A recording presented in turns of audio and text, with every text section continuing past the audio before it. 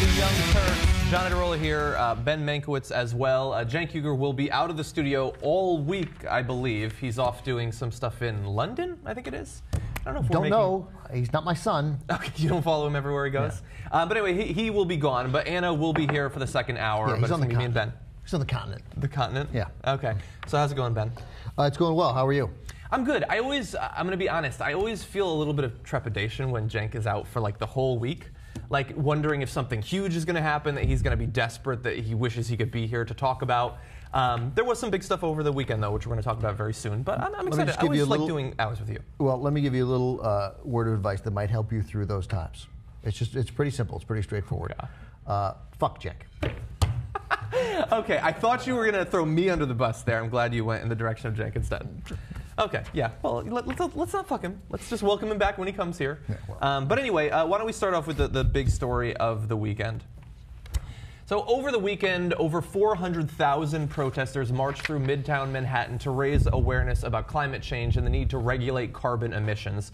This is in advance of, throughout this week, the beginning of a major meeting that's going to start off a year-long process where another international climate change treaty could be the result of these negotiations. Some are saying it was over 300,000, some over 400,000, but regardless, it is an absolutely massive set of protests in conjunction with solidarity events in 166 other countries. So this is gigantic, perhaps the biggest demonstration or protest in America since the protests against the war in Iraq back in 2003. And Barack Obama going to speak before the UN General Assembly on climate change on Tuesday. Yeah.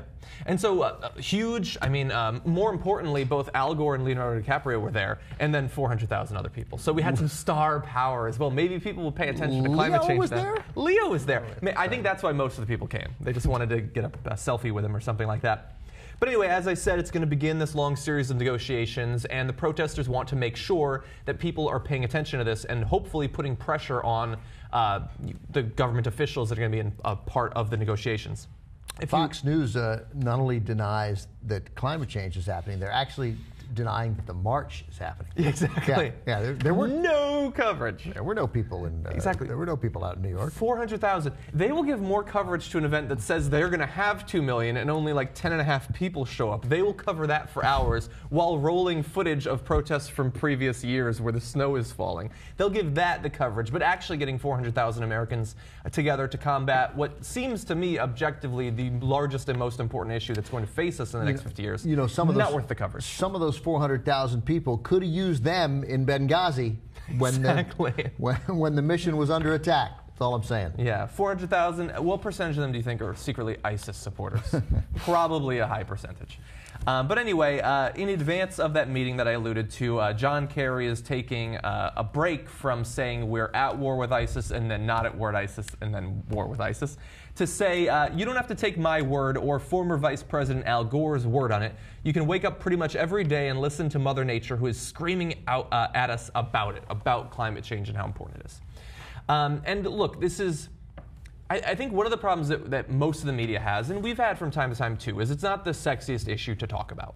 I mean, we will cover the sort of natural disasters that are made worse by the effects of climate change, but I think that it's harder for the media to figure out how to put a human face on something that is literally about the climate that is worldwide, that wreaks its havoc over the course of decades or perhaps centuries into the future. It's a little bit harder to make that sexy for people just tuning into the news. Well, it's also, I mean, first of all, it's a slow process. It's something that will go wrong in the future. Yeah. It's not something that is wrong now, despite the influence that it's having. Like if everything stayed the same now, everything would probably be okay. So you're asking people to worry about something in the future, and also something in the future that they won't really tangibly be able to see. Mm-hmm. It's not like it would get coverage if we were to say, look, in 8 years, a giant asteroid is going to hit the Earth and destroy us. You could track it, and you would know, even if you couldn't see it, what the aftermath would look like, because we've seen movies. It's hard for people to understand, to quantify, to get a firm grasp on what this exactly means. I mean, even I can't quite do it. It means things that the poorest people in the world will find it even harder to eat. Yeah. As always, and it's disappointing about our nature, but it's understandable. It's not like all people who don't think about this are bad people, but they think, well, that's already tough. It's tough for them. It's hard. You know, it is a very hard thing to easily quantify in the mind. Yeah, and I almost wish that scientists would be a little bit dishonest and say, okay, that storm was because of climate change. Right. But they're too intellectually honest to do that. Scientific, right? No, right, they right, have to say that it was probably worse because of the fact that the water that it went over as it gained picked up speed and strength was warmer. That made it worse. Like all of these sort of contingent statements are completely accurate, but they do make it harder for people to care, I guess. Yeah, and also keep in mind that there's been a very effective, incredibly well-funded disinformation campaign going on while this goes on. And the disinformation campaign is very easy to understand. Like the scientists who say, well, that hurricane or these series of tornadoes in the Midwest or Southwest were likely caused by climate change. The heat wave that killed X number of people in Chicago, the drought, all things that are probably related to climate change, to say nothing of the drought here in California, right, or to say nothing of the natural disasters around the world. And the conservatives who are interested in misinforming people will say, there were droughts before. We had droughts when there was no climate change, and we had terrible storms that caused catastrophes before. So they're just trying to get you scared about nothing. And that's soothing. Having people in positions of power tell you, hey, it's going to be okay. Yeah. This happened before. They're trying to scare you. I'm telling you everything's going to be okay. Yeah. You know, it's the strategy, as we've said a million times, that the tobacco companies used. They say, hey, look, they say smoking causes cancer. We say they don't know. We don't know. Everything's fine. And you can take a deep breath and think, oh, what they're telling me is, I don't have to do anything and I don't have to worry about anything. Yeah. And that is a really powerful message to send to someone. Yeah. It literally works on me. Ben, it's okay. Stay on the couch. You're going to be fine. It works. Yeah. Yeah, unfortunately, though, when you take that deep breath, in the past you were breathing in tobacco smoke, and now you're breathing in air filled with emissions that are probably going to give you cancer and kill you. And of course, which is too bad. You know, John, we've done Game of Thrones reviews together and reviews of The Leftovers together. Another show that we do on What the Flick is The Nick.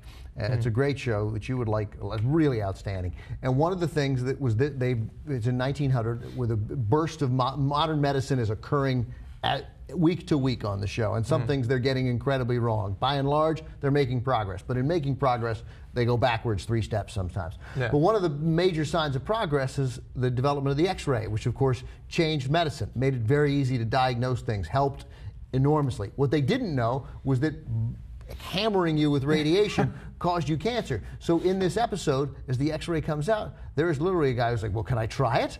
And he's like, yeah, sure, what would you like to X-ray? And he says, my head. And so he stands in front of the machine, and it takes an hour. So for an hour, he stands this close to the X-ray machine, and as you're watching, you're like, no, no! And what the Republicans would have said is, when someone came along in 1902 and said, hey man, these radiation, this is dangerous, we can't do this, they would have been like, I've taken plenty of X-rays, and I'm fine. Yeah, so I don't have cancer. Right, I don't have cancer, right. Yeah. And it would have been effective because nobody wants to worry. Nobody wants to hear something that's going to occur probably after you're dead is something that we should worry and that you should concern yourself with. It's just frustrating because right now the right wing is using the threat of ISIS, and people are getting worked up into an absolute frenzy about that. So when it's a human threat, the fear thing works, but for some reason with the climate, not so much. Well, it's tangible. People are getting their heads cut off, and by the way, as you know, not just the right wing. Yeah, that's a good point. Yeah, to be fair. So, like we said, a little bit hard to put a human face on this thing, but let's briefly, before we move on, let's put a human face on the march by showing you some of the most clever, witty, and funny signs and forms of protest at the march. That's adorable. It reminds me of the kitten with the cantaloupe shell on its head. Very cute. Yep, I like it. It's getting hot in here, so take off all your coals. Oh, come on. Winter. Who can't love that? Winter. You know, I don't like signs, but that's a sign. That's a good sign. Yeah, by the way, really fast, come back. I did a story on my own channel over the weekend about, they did, I think it was like a 50-year period, and they talked about the number of deaths caused by different forms of power generation based on number of kilowatt hours produced. And coal is 1,889 times more deadly than nuclear power. And yet, coal, totally fine. Let's roll ahead with coal. Let's go back to the pictures. Can we go back real quick to the woman who says it's hot in here? Because she's also cute, which helps enormously. Yes. I mean, that's unimportant. It doesn't hurt. There's a powerful message. Doesn't matter how you look, but come on. Okay. Adorable. Then we've got the Guardians of the Galaxy tie in there. We are Groot. No, yeah, nice. It's got a plant. That's good. That's awesome. Turning the world into an ice cream cone. Nice, good, like it. That's actually really clever. I hate the expression YOLO, but that I can actually get behind. I can never, I swear to God, I've asked 9 times what YOLO is. It goes in and out of my head. You only live once. That's right. Okay, yeah, and in this case, the Earth only lives once, which is not technically true, but for So our purposes, it's true. Good YOLO one. I'll ask you again. Dude wears my rainforest. That man is apparently only wearing leather shorts and a leather visor, but give a shit, that would be nice.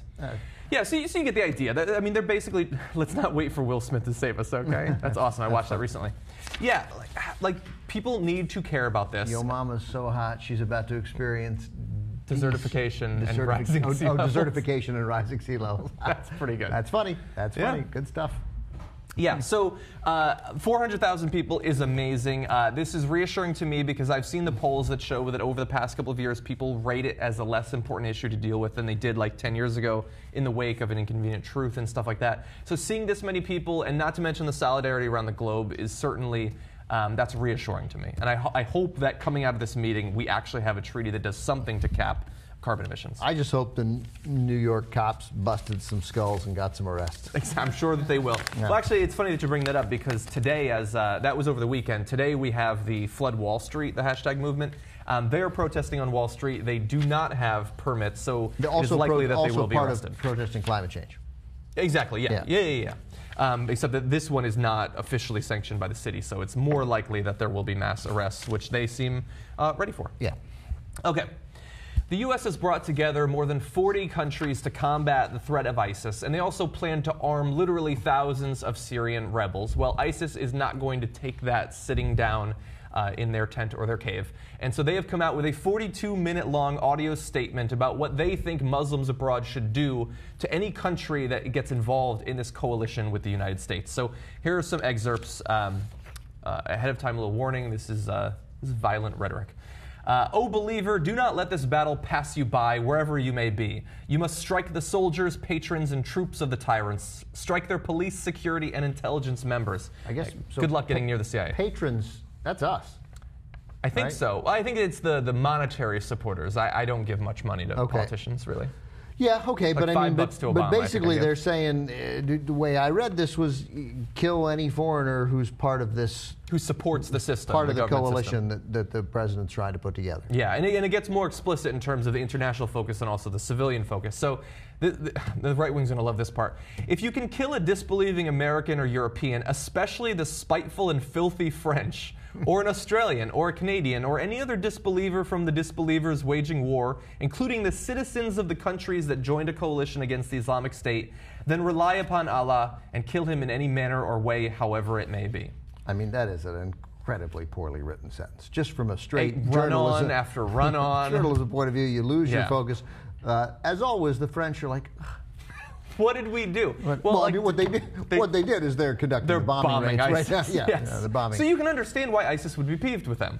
But yeah, like I'm sorry, if you want to keep the citizens in Syria and Iraq under your control, like you need to be able to like keep the power going and everything. But you also need to put together a sentence, you know, a proper grammatically correct sentence. The Syrians, the Syrians are fuss budgets for grammar. I don't know what that meant. Quickly, let me just say that you mentioned the right wing. The right wing is going to be plagued by this because go to the first part of that first one again, the one that mentions the French, if you could, because of course the right wing, they have long loved to make fun of the French, but here are the French right there. It's being singled out above us for taking on ISIS. You can kill a disbelieving American or European, especially the spiteful and filthy French. Sean Hannity's going to be like, how do I make fun of the French when ISIS hates the French this much? Yeah. They're stealing all of his tricks. And filthy, are they really known for being? That wasn't a stereotype I was familiar with. Oh, yeah, that's anyway, France. That is. Mm-hmm. France's interior minister has, of course, responded to these threats from ISIS. By the way, it's the Islamic State group spokesman Abu Muhammad al-Adnani, beating out many others for that job. And that interior minister says, this threat to kill civilians, added to the execution of hostages and to the massacres, is yet another demonstration of the barbarism of these terrorists, justifying our fight without truce or pause. France is not afraid because it is prepared to respond to these threats. That's a well-written sentence. Yeah, you can get behind that. Exactly. But yeah, of course, as we said, France is one of the, I guess, premier members of the coalition to fight ISIS. They are working right now to bomb their flying missions against ISIS. Now, I alluded to earlier in this story that we are going to be arming at least 5,000, arming and training 5,000 Syrian rebels. In regards to those who would fight in Syria alongside the Americans, the actual Syrians, this is what that spokesman said. Jihadis will make them dig their graves with their own hands and have their heads cut off and homes destroyed. So yeah, I mean, insult to injury. You've already had your hands and your head cut off. Now they're also going to plow down your house. But yeah, I mean, so look, they can threaten us all they want. And certainly they're going to try to get some ISIS fighters who have returned to countries to do something. But I think that it is more important from their point of view strategically to scare away anyone in Iraq or Syria who could join up and fight against ISIS there. I think that that's their main goal here. So mostly their concern, you think, is to keep people from joining up the 5,000? Yeah, they don't want public opposition or popular opposition to them in those countries they're currently inhabiting. I am really curious to see how this plays out, because there is something, even Rand Paul, who is inconsistent at best when it comes to foreign policy, but is getting away with it right now because libertarians are so excited by the potential of him. Even Cenk has been caught up in the Rand Paul swoon, which is just insane. Did he say he would be elected? I don't know. But Rand Paul's he's a nut job and a bad guy, and considering a vote for him is a bit as foolish, bad for America. But go ahead, be my guest. What was I saying? About ISIS? Oh, yeah. So inconsistent. So even Rand Paul, who, thank you, a guy like that, one thing that was very honest of him to admit, in part while explaining the fact that he is okay with this bombing campaign, with this war, is that it's really hard not to get caught up in reacting to the videos. Yeah. And not just the videos of the two American journalists who were doing the exact kind of work that we need done, and that sustains this program. We're not there. We're not doing it. They're doing it, and we talk about it. And these guys did that, and they were killed doing it, and it's impossible not to react to that, and then to see the other horrible acts of violence they're committing. And yes, they are not the only people to commit acts of brutal terror on the ground in the Middle East over the last few years, but they're the worst. They win. It's okay to rank them. They're the winners. They're the worst. They're terrible. So you get and you see what they do to any because again, we like to operate, we used to in this country, you capture somebody, that's it, right? But they don't have prisons. They got nowhere to put them. They can't just, they'll turn them loose and they'll have to fight them again. That's their way of thinking. But they want to scare us. And Rand Paul said that he saw those videos and it's impossible not to react to it. And by the same token, it is very hard, even if you think, I don't know that we should be bombing these people. And that is literally my position. Not we shouldn't be, but I don't know whether we should be. And I know and I know it can go wrong, and I know that it must not last. Yeah. Like I pray that, hey, can 9 weeks of this like really damage them so that other people can finish this off? Probably not. But you read stuff like that and you think, oh, let's go get those guys. Like who talks that way? You're talking about Abu al-Mahdi? Yeah. I don't know. Look. I don't like at any time for terrorists to be sort of echoing the same idea I've expressed, but for those of us who do not think, as is popular amongst conservative politicians, to think that they want to attack us because we're American or because we have nice trees or whatever they want to say, like totally devoid of any connection to what we've done there. I mean, they're saying we are going to attack civilians in whatever country comes after us. They're laying it out very clearly. Back in the days of Al-Qaeda, they were very clear. If you do X, Y, and Z, we're going to launch attacks against their country. Then they did that. This guy is saying ISIS is going to attack you, not because of your freedoms, but if you engage militarily with ISIS. That doesn't mean we shouldn't do it if we think that this is a long-term threat to the stability of an entire region, but it does make clear that if there are consequences, we were forewarned of those consequences. Yeah, right. I mean, that's one thing you have to respect. It's an incredibly difficult situation. Yeah, it's an incredibly difficult situation, but there's none of this nonsense talk about attacking us for our freedoms. Yeah. Right, attacking us because of our materialism and the glut of our movies that have ruined culture. No, man, they're like, no, high fructose corn syrup. You're dropping bombs on us. I mean, look, these guys did not threaten to attack us. I don't think they were a threat to attack us. I'm incredibly dubious as to how many of these guys there are. However, if I'm correct about that part, then bombing them might work. If there's not a lot, you're saying. Right. So I believe the estimates more. Or than... it might it might add to their ranks. Yeah. I don't know, man. Yeah, it's not a finite number. It's a tough. It's a tough. I don't know, and at least I'm comfortable saying I don't know. Yeah. Final point I want to make. Last thing, though. Sorry, but I suppose if you don't know, don't bomb. Yeah. Like if you're going to bomb, you should be sure. You got to bomb. You should be sure. Yeah, it's like the police. Don't throw a grenade into a nursery if you're not sure if there's a kid in there. And what bothers me is that the indications are, from what you read, the administrations, they're not sure either. They don't know, and there's certainly not a consensus. There was a split, and there's a split among conservatives, and there's a split among liberals, and there's a split among, I don't care what fools think of it, but smart people are conflicted as to what to do here. Yeah. And that suggests to me that maybe nothing right now, but that's not what we're doing. And look, we can't forget that it seemed the Obama administration was making pretty clear, I think, that they wanted to spend weeks or months seriously considering the long-term ramifications of military and economic action against ISIS. But it was the media and the Republican Party that hammered him every single day. You don't have a plan. What's your plan? And so now they've come out with a plan, and now we all have to live with the consequences, both in terms of American service members killed and billions of dollars spent. He was forced into action. It doesn't mean he should have bowed to the pressure, but he did. But one other thing I do want to talk about is the Obama administration has finally confirmed that there are Americans who fought for ISIS that have since returned to the United States, and they're being watched by the FBI. This is a senior administration official who said it includes, talking about that group, the over 100, includes those who've gone, those who've tried to go, some who've come back and are under active. The FBI is looking at them. These are FBI matters. I refer to you to them on the specifics. What I like about that quote is it's a suggestion of a guy who did not want to use the term surveillance for whatever Edward Snowden like active. The FBI is looking at him, investigating the way a responsible law enforcement agency would. And the National Counterterrorism Center believes that 15,000 fighters from 80 different countries have tried to fight in Iraq and Syria, including 2,000 Europeans and more than 100 Americans. So just bear that all in mind. Incredibly dirty, messy situation. One other story we should get to before the first break. Pew has come out with a new study titled Public Sees Religion's Influence Waning, Growing Appetite for Religion in Politics. And in this, they give the results of a survey of over 2,000 Americans conducted at the beginning of this month that goes into quite a few different facets of religion in politics and what Americans think about the current state of religion's influence in politics. So why don't we bring up this first little pie chart for you here. These graphs are all compiled by Vox from that Pew data. And you can see there that overwhelmingly Americans believe that religion is losing influence in American society today.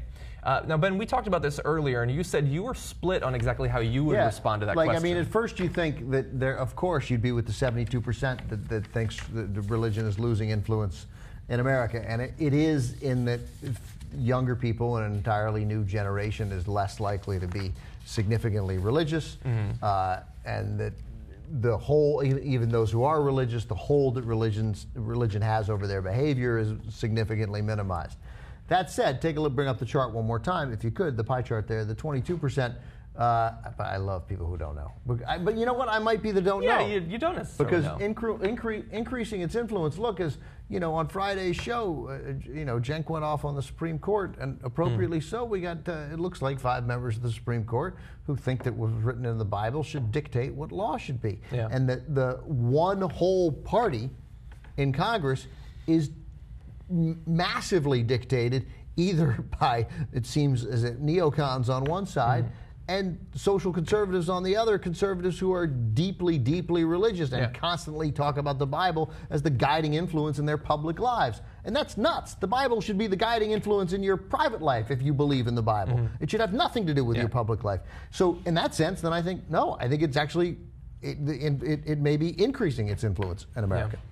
Yeah, and amongst those 5, by the way, are some that are referred to as like geniuses in the court. These are smart, serious people. No, they're not all smart, serious people. Now, as we showed you, overwhelming majority think that it's losing influence. Now, do not think for a second, though, that this is just a huge pack of atheists who are delighting in the fact that religion is less influential. 56% of Americans say that the fact that it's losing influence is a bad thing. Let's bring up this second chart.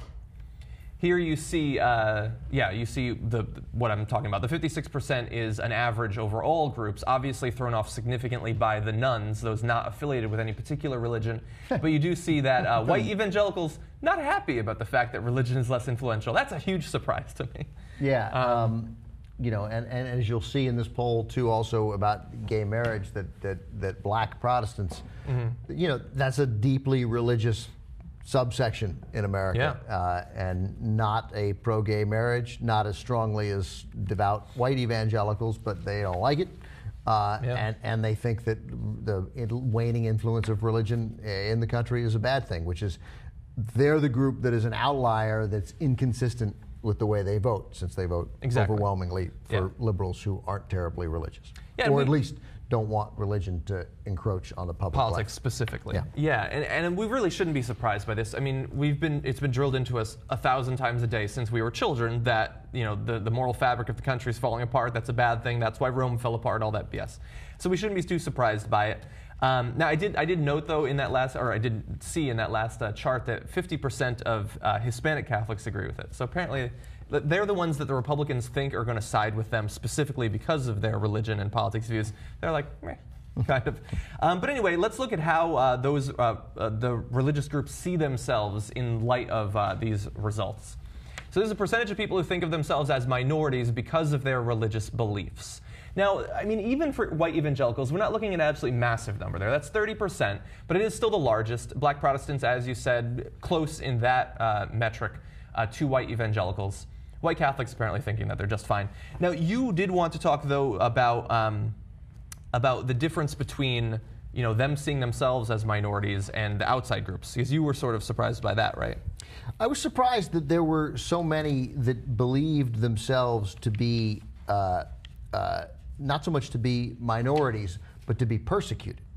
Like that was the main thing. That the number of people who thought that the number of white evangelicals who, again, thought that they were persecuted because of their beliefs, that the country is discriminating, I think was the exact word they used, against more than half of white evangelicals feeling that they're being discriminated against. I mean, it's just living in a completely nuts world, and we're talking about half of, I think it was white evangelicals, maybe it was just white Protestants.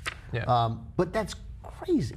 I mean, crazy. But again, you got a whole network. You got Fox out there every day talking about, you know, I mean, you know, we're already into late September. We're heading toward the war on Christmas. Oh, it'll be back. Right. More books will be sold.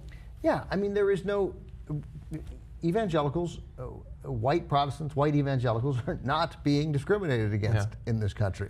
You might get your way 13% less than you got your way in 1927, but you were not being discriminated against. Yeah, and we talked about last week the Air Force being forced to reverse their policy requiring you to use the phrase, so help me God, in your enlistment oath that you give. Now, they added that. They didn't have it before. They added it last year. And now I'm sure that them being forced to take it away is going to, for many of these white evangelicals, be seen as confirmation that they are actually a minority, a persecuted minority. Yeah, here's, by the way, while 31% of the general public think evangelicals face a lot of discrimination, 31% of everyone, half of evangelicals feel they're being discriminated against. Which is a huge number. Because they apparently think feel they're being discriminated against when they cannot exert their will on everyone else. And that's just crazy and wildly un-American. And as you know, we go back later in the show, if we get to it, if we have time, we have Fox News' Elizabeth Hasselbeck talking about sort of that very ridiculous idea that I can't fucking finish one goddamn thought today. That's okay. You get your thoughts together. We're going to show one last little chart here. Most of what we covered so far is not super surprising. The numbers might be different than we would have expected. But why don't we bring up this? The answer to the question, is homosexual behavior sinful? You're going to see the breakdown there. If it's a sin or not a sin, broken down by different groups. You won't be surprised to find out that the nuns overwhelmingly don't think it's a sin. Although 1 in 5 do still think it's a sin. Those are people not affiliated with any religion. Still use the word sin. It's funny that you keep saying the nuns. Exactly. That is confusing. Throws me off every time. Hopefully you're seeing the chart and you're not just listening to the audio podcast. I can't believe they did a survey of 2,000 people and they found this many nuns. Exactly. Tons of nuns. Yeah, I assume those are like spiritual people. Apparently, like all the young actresses in California still think homosexuality is a sin. But anyway, black Protestants and white evangelicals still overwhelmingly think it's a sin. But if you look at the numbers, though, within a year, the number of Americans who see homosexual behavior as sinful has increased by 5 percentage points, from 45% in 2013 to 50% today.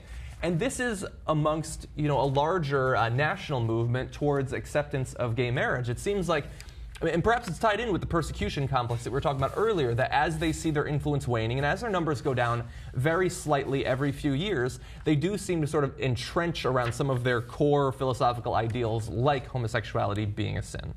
Yeah, and support for gay marriage has gone down. These are slight numbers, you said, and that it's a sin has gone up a little, but we don't know what that is. We don't know if that's just sort of a response to this inexorable movement toward allowing gay marriage and a more like anger over the fact that it seems inevitable. Some frustration, or that people are like, okay, enough, we'll let you get married, stop complaining about it. Yeah. And as more and more states do it, so people might just be tired of the story, and that causes them to get tired of the whole idea. Like, hey, I thought we dealt with this already, and now you're making a big deal, every state that does it, or you won't shut up about it. Like, I'm letting you do it, but shh. Like, I think that I don't want to throw my mom under the bus, but I mean, she always was like, she used to say that she liked it when they were she would say, go back in the closet.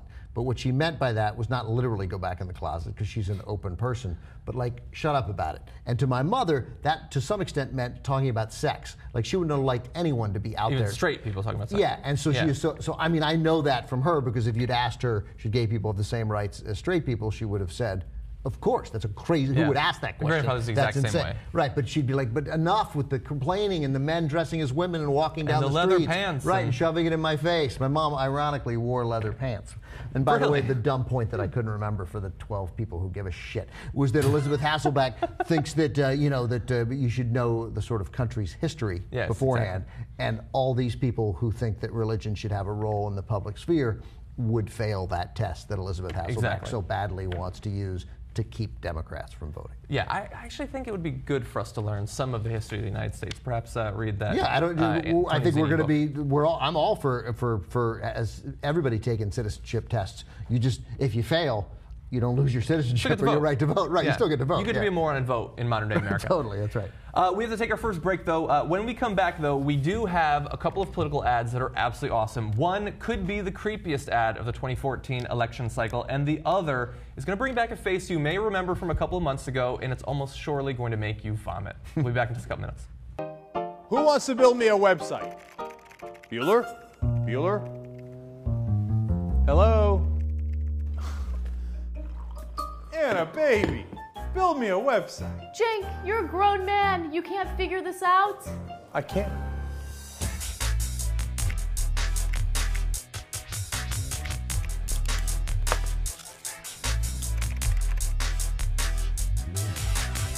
You're welcome, Internet.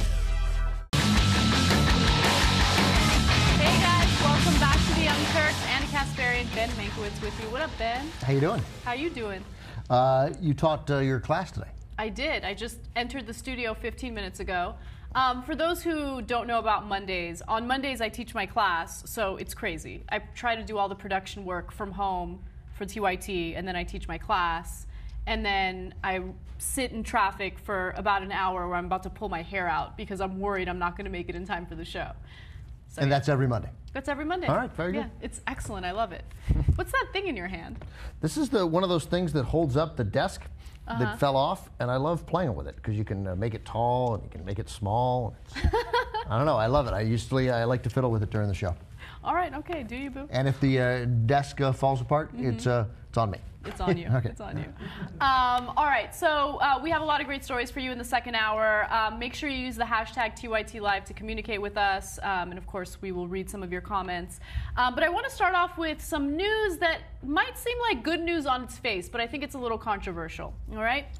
So Apple has just released its new operating system, and for those of you who have relatively newer devices, you'll be able to update the operating system on those devices. Now, as part of the update, what Apple wants to do is ensure that it'll be even more difficult for law enforcement to obtain data from your device. So whether it's an iPad or your phone, if you have a passcode, cops will find it very difficult to get that data if they don't have the passcode or the password necessary to open it, right? Now, let me give you some more details on this. According to the Washington Post, rather than comply with binding court orders, Apple has reworked its latest encryption in a way that prevents the company or anyone but the device's owner from gaining access to the vast troves of user data typically stored on smartphones or tablet computers. So understand that if a cop does have a warrant to go through your phone, the only person who can open that phone up with the passcode is you. Even if you go to Apple, they claim that they will be unable to do so. They won't be able to make the data available to anyone, even themselves. Yeah, it's interesting. The story raises a gazillion questions. Like, Yeah. I mean, first of all, it says it won't be able to use, that no one can get it except you, except the, well, what if you, but can you tell them the password? Like, I mean, or do you literally have to be there? Does the phone know who's holding it? Like, what if you're in the room? You know? Right. So the real issue is the only person who can access that data is the person who has the passcode. That's it, the password. Right. So if a cop has a warrant for that information, aren't you forced by law to give or hand over that information to the cop? No, I think it would be, that would have to be, I'm not a lawyer, but that would have to be a separate issue. Like, they could get the warrant to look at the phone, but then they'd also have to get a warrant compelling you to hand it over. And a judge could say, by not handing it over, you're in contempt, and I presume he could lock you up until you handed it over. Or the cops could just do it the old-fashioned way and beat it out of you. Yeah, that's probably what they're going to resort to, right?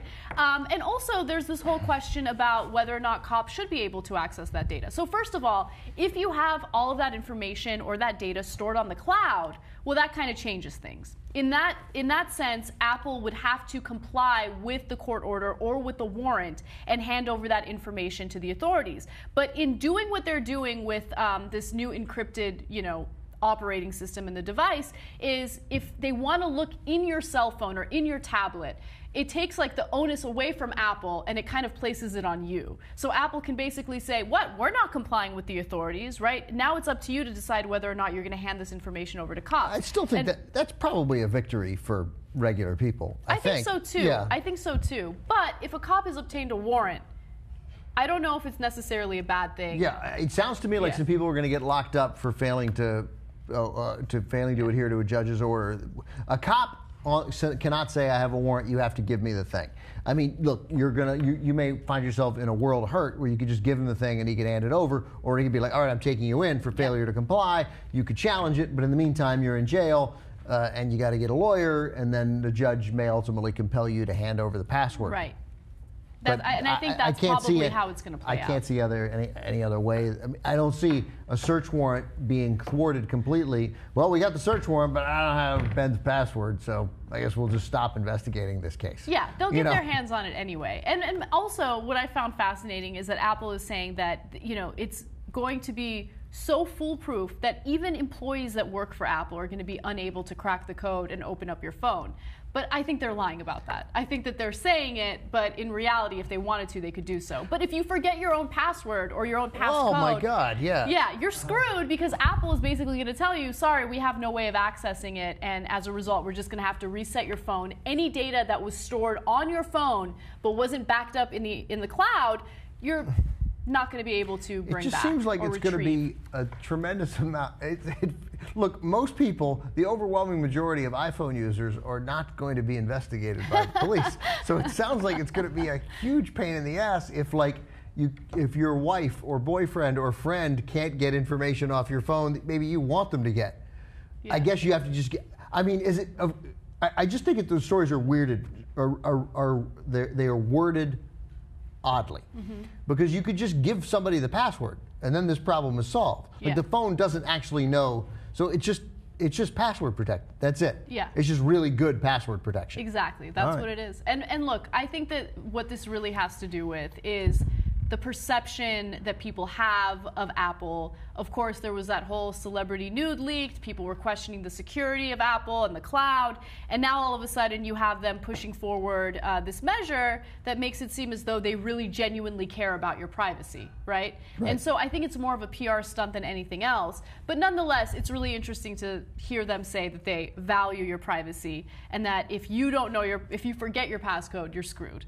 And if you don't want your authorities or the authorities to have access to this information, you don't necessarily have to give it to them until you're found in contempt of court, and then you're screwed. Users who want to prevent all forms of police access to their information will have to adjust settings in a way that blocks data flowing to the iCloud, as you mentioned. They can still, it's just, I mean, what a terrible world all of a sudden we live in. I mean, a great world where you have access to all this information, but now you got to block the flow of information to the iCloud because you don't want the cops to get it. I mean, this story does make it seem like the cops are just going to be like, well, every day the police force in Los Angeles sends 37 officers out just to look through people's iPhones.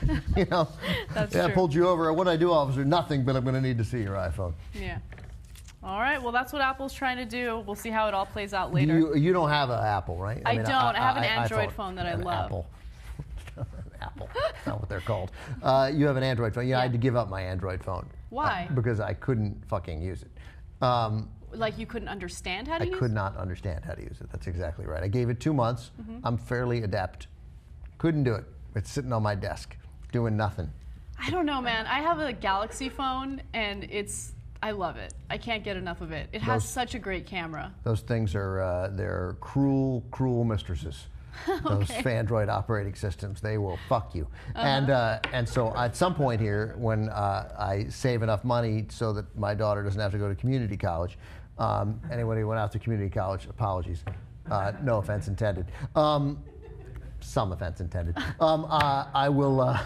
I'll be getting one of the iPhone 6s. I'm very excited. Very excited for the giant iPhone 6. I'm excited. The iPhone 6 Plus. I'm excited for you. I can tell you Yeah, are. yeah. All right. Would you wait in a line and poop in a bag in order to get your hands on the new iPhone 6? I wouldn't poop in a bag to save my life. Okay, fair enough, fair enough. All right, we move on from that to a very serious topic out of Pakistan, or Pakistan, as Obama would say. A professor was shot and killed in Pakistan after he had the audacity to share some of his moderate Muslim beliefs. Now, in the past, he had written pieces arguing that Muslims should be allowed to marry non-Muslims, and as you can understand, extremists or radicals would not be in favor of that. As a result, he had to deal with threats from his own colleagues, and just recently, he was shot by individuals driving by. The fatal shot hit him in the head, and unfortunately, he's no longer with us. Now, to give you a report from Reuters, his name is Dr. Mohammed Shakil Auj, and he was the dean of faculty at the Islamic Studies at the university in the southern port of Karachi.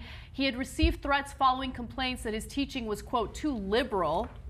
And also, what's really fascinating about this is, apparently, if you are accused of blasphemy, which he is accused of blasphemy, it's really difficult for you to find lawyers to defend you because oftentimes, as they are repeating what the offense is, the lawyer who is repeating the offense will also be accused of blasphemy. So a lot of times these cases will come up where someone is accused and there's really no way of fighting back against it. And you'll have people who are literally shot in the streets because they have the audacity to say something that's actually reasonable. Now, according to Reuters, the crime is not defined by law, so anyone can file a case saying their religious feelings have been hurt. Jesus. Frequently, those accused of the crime who are not lynched on the spot can find themselves jailed indefinitely. And as I Your mentioned, religious feelings have been hurt. Yep. Who knew that this many? I'm not going to say it. But what's really strange to me is you're making the argument that saying that a non-Muslim should be able to marry a Muslim is less moral than literally killing someone on the street. That's right. That's insane. How is taking someone's life not immoral? Yeah, I mean, it's and just the process that went through, like the number of people it had to go through. I presume there were more than one person in the car, somebody driving. So, and it sounds like the kind of thing could have been more than two people, right? A group of guys. And they read this and they all get together and they're like, you know what we're going to do? We're going to murder him. We're going to go murder him. What day he leaves class? They go out and they see what day he leaves class, what time, and they track his movements. And then they drive by and they shoot him, and they all think this is a good idea. All because he wrote that maybe we shouldn't condemn Muslim women who marry non-Muslim men, or the other way around. By the way, I'm sure it's not the issue for the other way around. Like if a Muslim man married a non-Muslim woman, they'd be like, all right, we don't like it, but whatever.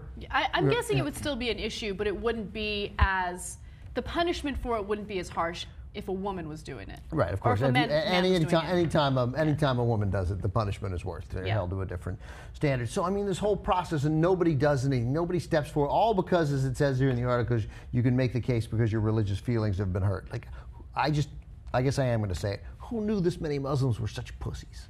You know, that your religious feelings have been hurt. Yeah. I think that it goes beyond their feelings getting hurt, though. I think that those who take any type of objection to their religion this seriously and they get this emotional about it, they're usually the people who are the least secure in their religion, right? Or the least secure in their beliefs. Because if you're secure in your beliefs, you're not really worried about someone questioning it or challenging it, right? You already know that you believe it, you know that it's your core value, your core belief, and anyone who says otherwise shouldn't even matter. But the fact that their feelings get hurt this easily shows me that they don't even believe in their own religion. They're not even secure in their own religion because they're afraid of people questioning it. So you have this one guy who considers himself a Muslim, but he tends to be a little moderate, and you feel like you need to murder him in order to protect your religion. If your religion is right, and if your religion has no issues, you don't need to protect it. Yeah, and just our whole definition of moderate is just messed up all over the world. We know it is here because a moderate here is like the president, who is at best a conservative Democrat, while Republicans run campaigns across the country screaming that he's a liberal. Right? So that's messed up. And here we are, we're calling this guy a moderate, and I called him it, and you called him it, and the articles call him that, and it makes sense. The giant moderate thing he's saying is that maybe women who marry outside of their religion, maybe don't stone them. Like, oh, you're such a moderate. Yeah. Oh, what a moderate you are. Yeah. Right? I mean, it's, and you mentioned it before, just the notion that you can't even find a lawyer because the lawyer will repeat what the guy had said in court. And this other case, which you didn't get to, another professor who taught English already in jail for blasphemy because the professor made comments on a Facebook page, right? It's crazy. Right, and his lawyer's dead. His lawyer, is a human rights activist, was shot dead by gunmen in May. So there's the issue of lawyers getting shot and gunned down because they're defending these people in cases regarding blasphemy, but sometimes judges won't even hear the case. This is according to Reuters. Judges and lawyers are often too afraid to show up to court to try the cases, as mere descriptions of the offense can itself be viewed as a fresh offense. That is insane. Why are you so afraid of the way people perceive your religion? Is it because you don't really believe in it? Is it because you know it's bullshit? Because that's what it sounds like. Like if someone came up to me and said negative things about atheists, I don't know, I would be amused by it. I'm not gonna go shoot people over it, right? That's because I believe what I believe. I'm firm in my beliefs. I'm firm in my values, and anyone who questions what I believe in is irrelevant to me, right? So it's just interesting to me that they're so insecure and they're so afraid of any type of objection to what they believe. You're an atheist? Eesh. You know what? I'm going to take you out back and shoot you, okay, over that. How dare you hurt my non-religious feelings. All right. All right, moving on. With all the cases of domestic violence riddling the NFL, some are wondering why it is that female athletes seem to get a pass when it comes to issues of domestic violence. Recently, CNN tackled this issue, and there was one commentator who brought up an interesting point about Hope Solo, a soccer player. Take a look. It's so important now that we stop hero worshiping as sports writers in particular. You know, we stopped doing it with politicians after Watergate. But when it comes to our athletes, we still want to put them in a position of being these great guys based upon their on-field performance. And we've got to stop doing that. And we also need to be critical of the women as well. We have Hope Solo, who's been accused of domestic violence. Tell me more about that one, because I've seen people this week saying, why isn't Hope Solo's case being talked about more? Well, I think we know why, right? It's about gender difference, and it's about the sport that they play. I mean, Hope Solo, and forgive me, but soccer just is not as relevant in this country as the NFL, so that's part of it. But then it's also the imagery, the ideal of a big, strong man hitting a defenseless woman. to us that a woman hitting a woman does not do. But if domestic violence is the issue, then we need to be consistent with that in our reporting as sports writers. So that was LZ Granderson, and I think that he actually makes a really good point there, where, you know, we've kind of come together and decided, okay, what Ray Rice did was wrong. He needs to be suspended indefinitely from the NFL. You know, there needs to be these harsh consequences for these male athletes. But honestly, I hadn't even heard or seen the Hope Solo story until today. And for those of you who don't know why she's facing charges of assault, apparently she assaulted her half-sister and also her 17-year-old nephew. When authorities were called on the scene, they said that she seemed to be intoxicated and that the victims had visible injuries, okay? So it doesn't seem like it was a little thing. It seems like it's a pretty big deal. But even though she's facing criminal charges for what happened, let's keep it real, you know, we do have the justice system going after her. It turns out the U.S. soccer team that she plays for is not really that concerned about any type of consequences for her. So they did release a statement. Let me read that to you. They said the following. We are aware that Hope is handling a personal situation at the moment. At the same time, she has an opportunity to set a significant record that speaks to her hard work and dedication over the years with the national team. While considering all factors involved, we believe that we should recognize that in the proper way. So they basically said right there that, hey, you know what, she's one of our key players. We can't mess with that. The reason why I'm afraid of this story is because Hope Solo's husband is a former pro football player named Jeremy Stevens, who we've done stories about. And Jeremy Stevens has a, we could go off, we could do 7 minutes on Jeremy Stevens. From the time he was in high school, through his collegiate career, and through his NFL career, Jeremy Stevens has been accused of some fairly horrific acts of violence. And I would only say about Hope Solo that, and I don't know, maybe they have a great marriage. She also might be in an incredibly violent relationship. And I don't know what happened, and I guess we should take all acts of domestic violence, whether they're perpetrated by a woman. It just seems like we're white evangelicals saying that we're discriminated against in this country. Like, the issue is men beating up women. Are there women who beat up men? Yeah, it happens. I know, but there are also situations where women beat up women, which is what happened in this case. Yeah, right? Well, her nephew and her sister. Right, yeah. right. Yeah, look, that's assault, and it should be taken seriously. But we also should not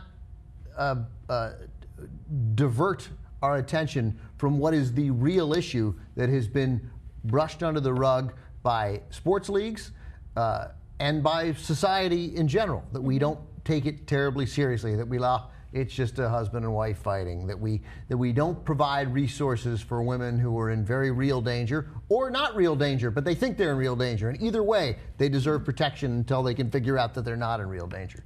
And so focusing on Hope Solo seems a bit of a misdirection for me. If she has committed the crime that she's accused of, then perhaps the national team should let her go. I got that, but it doesn't seem to me to be anywhere near the same level that we've seen in the NFL. And the guy, I mean, Jeremy Stevens was accused of hitting a kid in high school over the head with a baseball bat. He was accused of sexual assault, of rape at Washington, and he was accused of crimes since he's been in the NFL. Jeremy Stevens seems like a criminal. And this is she's been with him since I think they were together at University of Washington. I'm not 100% sure.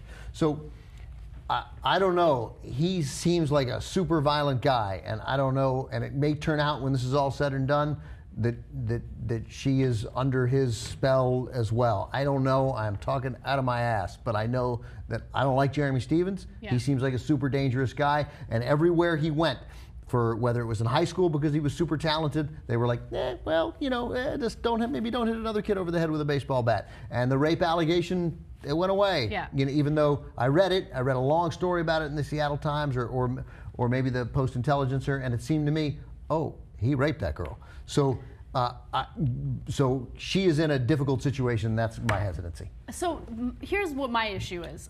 Through reporting on these stories over the last month, I really realized that there's a huge population of people in the country that feel like this is like a war against dudes, right? That guys who have been abused in the past aren't properly being represented, right? Or that women are able to do the exact same thing that a man does in terms of physical violence, but she doesn't get punished as harshly as a man does. And that exists. That double standard exists. I mean, I'm noticing that that double standard doesn't necessarily exist in our justice system, because she is facing charges. So she is being investigated. She had to enter a plea, and she pleaded not guilty to the assault. And look, we don't know all the facts. We weren't there in that room. We don't know what happened. We haven't seen a video, right? But at the same time, if she is accused of that type of activity, that type of violence, I don't care who she's with. I don't care who her husband is, and I don't care what kind of violence he's accused of. She is her own person. So regardless of what kind of relationship you're in, you can't go around assaulting other people. And so if we're going to sit here and have conversations about NFL players and how we should be harsh with them if they're caught in a situation of domestic violence, we should have the same treatment for women or female athletes as well. That's my biggest concern. Yeah. Although Jeremy Stevens was accused of hitting Hope Solo, and then the judge dropped the charges for lack of evidence, and they got married the next day. He got arrested, and they got married the next day. All I'm saying is that's a weird relationship that I don't have any clue what's happening there, but I know, I mean, they must love each other in some very powerful way. So it's just, yeah, you know what, I don't know that it's a double standard. It's a standard, and we say the word double standard like we've just said racism. Like, we have a lot of double standards. Some of them are good. An example that I always use is you go into the 7-Eleven and stick a gun in the clerk's face and steal the money, and then pistol whip him and leave him bleeding on the floor and steal what's there. You've committed a crime at the 7-Eleven and robbed them. At the same time, if you go into the 7-Eleven and you steal a pack of gum in the New York Times, you've also robbed them. But we treat those crimes very differently. Right. Now, I grant, and here we're talking about some degree of domestic violence. But obviously, shoving someone because they're in your face and you go like this and they stumble back and they hit their head and it's bad and they cut themselves, that's a crime. You can't shove somebody, right? Decking your fiance and then stepping over her on an elevator and having her hit her head there is a different kind of crime.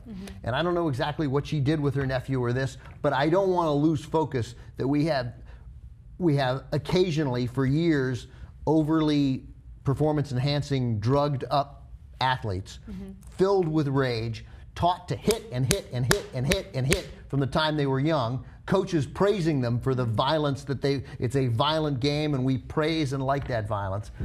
And then they take some of them, most of the guys in the NFL are good, decent, and dedicated athletes, and then some of them take out their violence, in Adrian Peterson's case, on a tiny little 4-year-old boy, and in Ray Rice's case, on a woman who was incredibly mad at him.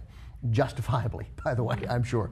And that's a big, giant issue that is separate from individual cases of domestic violence involving women that should, of course, be investigated, but they aren't the same. Yeah. No, I think that the broader issue is the fact that when it comes to professional sports, the sport or the game itself is more important than the players involved or the players' families involved.